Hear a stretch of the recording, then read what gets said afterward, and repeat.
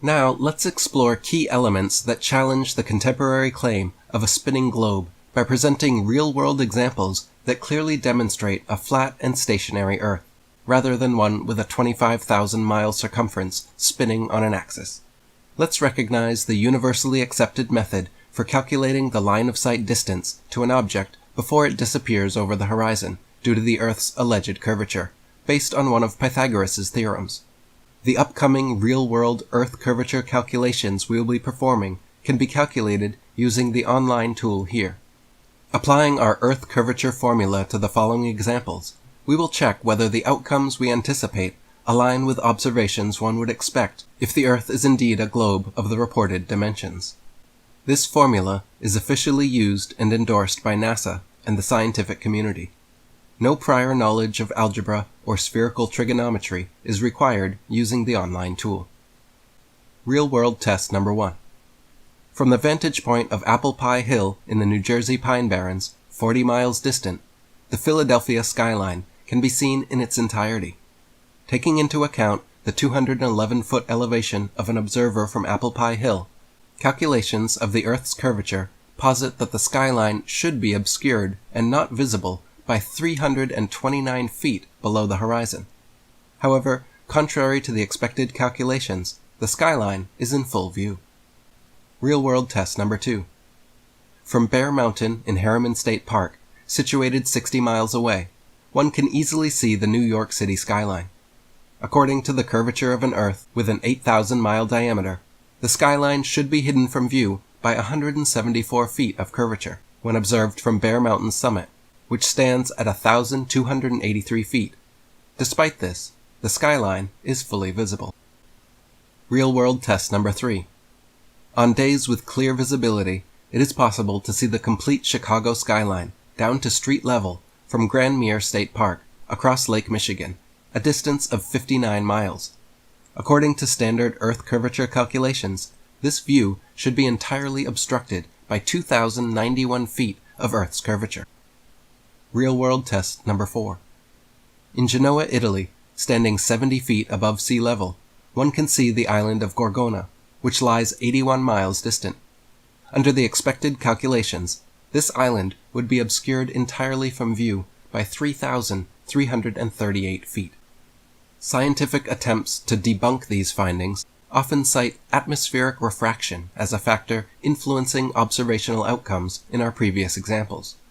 However, the impact of atmospheric refraction on visibility calculations is quite minimal, typically amounting to only a few % of difference.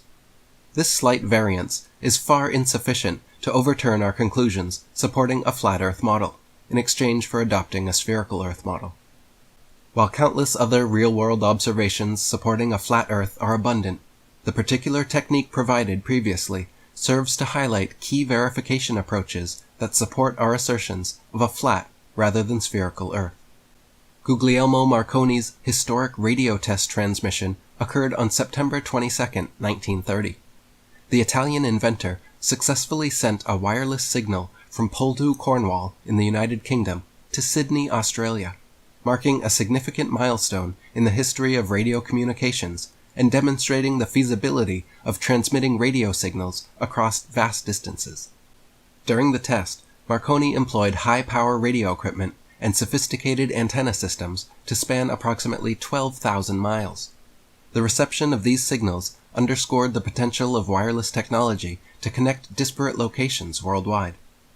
Marconi's radio test transmission to Australia played a pivotal role in advancing the field of wireless telegraphy and laid the groundwork for future developments of worldwide communication systems that we rely on today.